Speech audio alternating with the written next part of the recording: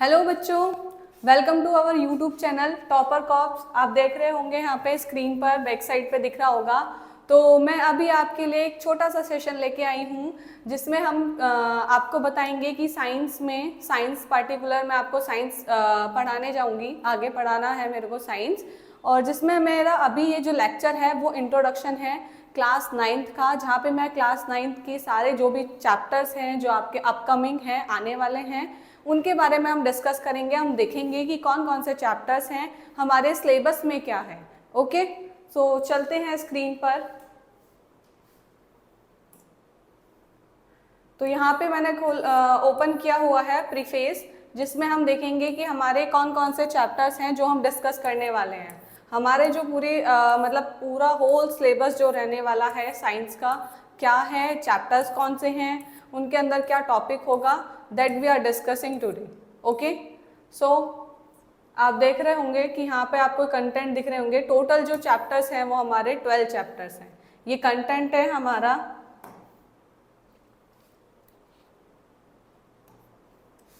ये कंटेंट्स हैं हमारे। यहाँ पे आपको चैप्टर 1, चैप्टर 2, 3 इस तरह से टोटल जो चैप्टर्स हैं वो हमारे हैं आपके 12 चैप्टर्स हैं। 12 चैप्टर्स में से चैप्टर 1 है हमारा matter in our surroundings. Matter in our surroundings, matter in our surroundings में क्या पढ़ेंगे हम? What is matter? You know very well कि मैटर क्या होता है। मैटर एक वो सब्सटेंस होता है जो कि स्पेस ऑक्यूपाई करता है और उसके अंदर कुछ ना कुछ मास होता है। A substance that occupy space and have mass. Just like मेरे पास ये पेन है, तो क्या हम इसको मैटर कंसिस्ट कर सकते हैं? हम इसको मैटर बोल सकते हैं, राइट? क्योंकि ये सब्सटेंस अगर मैं इसे कहीं भी रखूंगी तो ये वो स्पेस लेगा और इसके अंदर कुछ ना कुछ मास भी है। Hope so you clear that.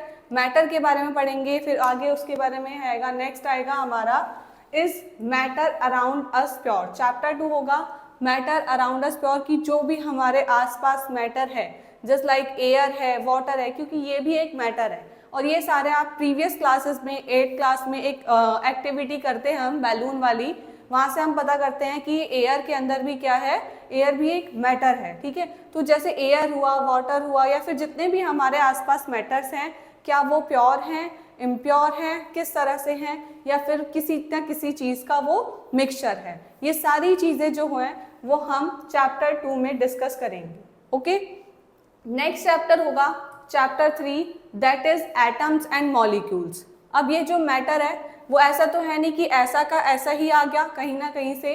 तो ये जो अगर पेन भी है या फिर बहुत सारे जो मैटर है आपके आसपास, ये बोर्ड भी एक मैटर ही है, ठीक है, और फैन है या फिर कुछ भी चीज़ है, तो ये मैटर ऐसा नहीं है कि इतना कंप्लीटली ही एग्जिस्ट हुआ है। ये मैटर आपका छोटे छोटे पार्टिकल्स से मिलकर बना हुआ है। तो वही जो छोटे छोटे पार्टिकल्स हैं जिनको हम ब्रेक डाउन नहीं कर सकते, ठीक है, उनको हम बोल देते हैं एटम्स। ठीक है, उनके बारे में हम डिस्कस करेंगे। एटम्स क्या हैं, मॉलिक्यूल्स क्या हैं, वो सारे हम यहाँ पे डिस्कस करने वाले हैं।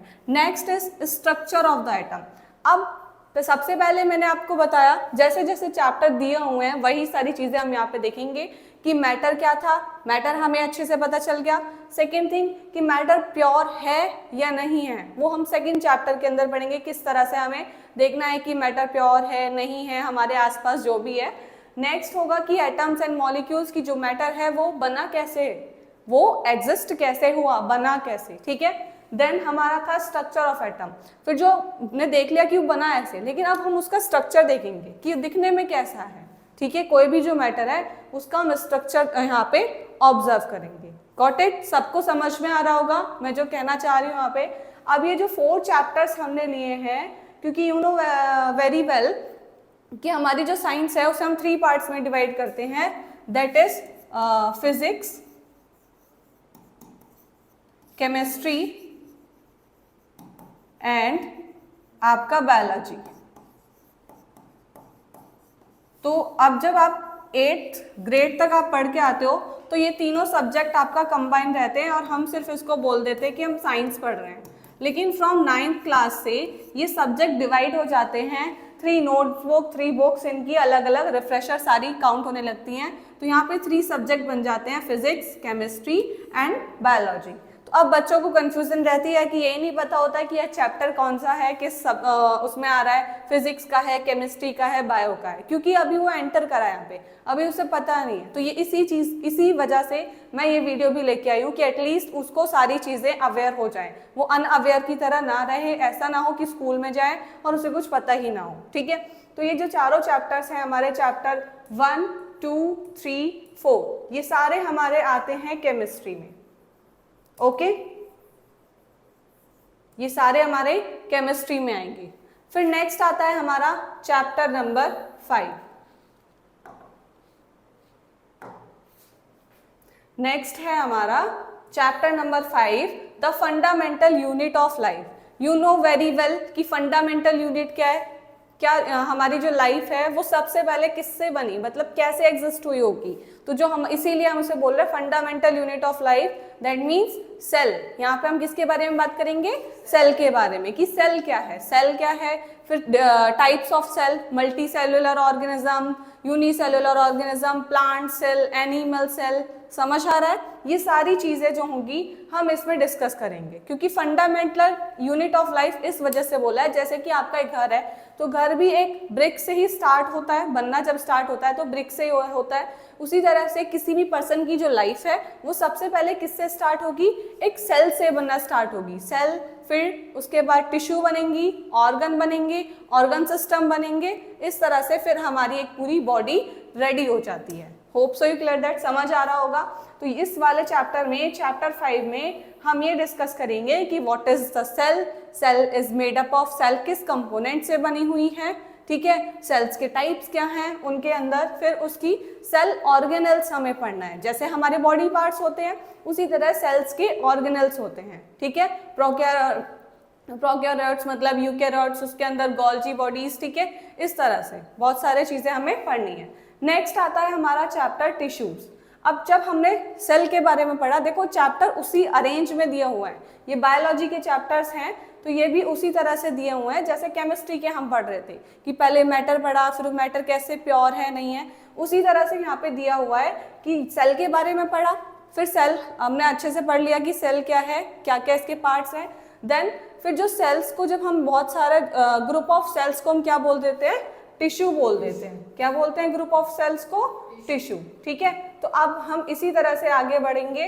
फिर टिश्यू क्या है, फिर टिश्यू से क्या बनते हैं, ऑर्गन, ऑर्गन से क्या बनता है, ऑर्गन सिस्टम, और बहुत सारे ऑर्गन सिस्टम बना के एक ऑर्गेनिज्म को रेडी कर देते हैं, पूरी बॉडी को रेडी कर देते हैं, ठीक है। तो चैप्टर 6 में हम टिश्यूज के बारे में, tissues, plants tissues, animal tissues, ये सारे हम डिस्कस करेंगे। नेक्स्ट, तो ये दोनों जो चैप्टर हैं वो आपका लाई करेगा किसमें, बायोलॉजी में। नेक्स्ट चैप्टर जो होगा दैट इज चैप्टर 7। चैप्टर 7 में आपका क्या हो जाएगा, चैप्टर 7 है मोशन। मोशन क्या होता है, जैसे मैं अभी यहाँ पे खड़ी हूँ, क्या मैं आपका अपने आप को मोशन में बोल सकती हूँ, नो मैम, आप अब मोशन में नहीं हो। लेकिन अगर मैं इधर मूव कर रही हूँ, इधर मूव कर रही हूँ, ठीक है, तो अब मैं मोशन में हूँ, क्योंकि मैं मूव कर रही हूँ, एक जगह से दूसरी जगह जा रही हूँ, तो दैट मीन्स कि मैं किस में हूँ, मोशन में हूँ। ओके, तो हमें ये देखना है कि अपनी डेली लाइफ में हमारे आसपास जो चीज़ें मूव कर रही हैं वो किस वजह से कर रही हैं, क्या इफेक्ट पड़ रहा है उनका, ये सारी चीज़ें हम इस चैप्टर में डिस्कस करेंगे, ठीक है। फिर नेक्स्ट आएगा आपका force and laws of motion. Motion हमने पढ़ लिया, ठीक है, कोई भी बॉडी रेस्ट में है, ऑब्जेक्ट, ठीक है, तो उसे यहाँ पे हम नेक्स्ट देखेंगे force and laws of motion. Force and laws of motion में कि ये बॉडी है, ये कोई ऑब्जेक्ट है, मैं इस पर क्या करती हूँ, एक इंटरनल एक्सटर्नल फोर्स अप्लाई करूंगी, ये जो ऑब्जेक्ट है वो अपनी ओरिजिनल पोजीशन से मूव करेगा, तो दैट इज द फोर्स। अगर वो मूव नहीं कर रहा है तो उस पर कोई फोर्स नहीं लग रहा है, समझ में आ गया, ठीक है। तो उसके बाद लॉज पढ़ेंगे हम, मोशन के लॉज जो हैं, जो न्यूटन ने दिए हुए हैं, first law, second law and third law, वो सारे हम इस चैप्टर में डिस्कस करेंगे। ओके, नेक्स्ट है ग्रेविटेशन। चैप्टर 9 आपका रहने वाला है ग्रेविटेशन, दैट मीन्स ग्रेविटी से रिलेटेड, कि अगर हम यहाँ पे एग्जिस्ट हैं तो वो किस वजह से, बिकॉज ड्यू टू ग्रेविटी। अगर ग्रेविटी नहीं होती तो हम क्या कर रहे होते, उड़ रहे होते, ठीक है, फ्लाइंग मोड में होते फिर हम।